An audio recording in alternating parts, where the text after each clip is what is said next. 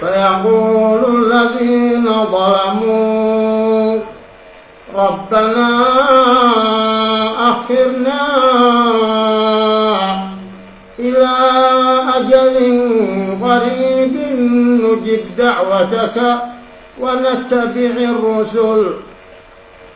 أولم تكونوا أقسمتم من قبل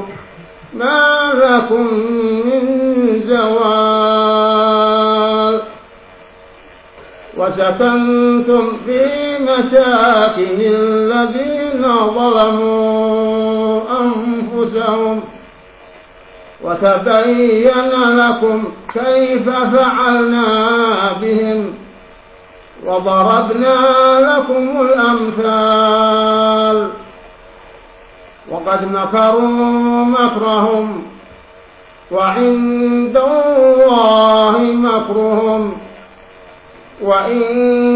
كان مكرهم لتزول منه الجبال فلا تحسبن الله مخلف وعده رسله إن الله عزيز ذو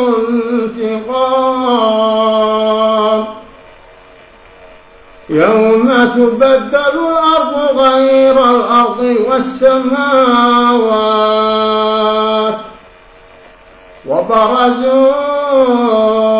لله الواحد القهار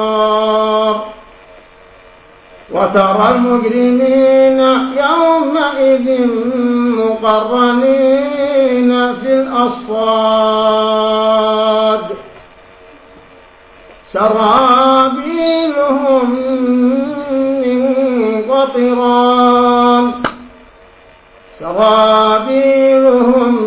من قطران وتغشى وجوههم النار ليجزي الله كل نفس ما كسبت إن الله سريع الحساب هذا بلاغ للناس ولينذروا به وليعلموا أنما هو إله واحد وليذكر أولو الألباب. صدق الله العظيم.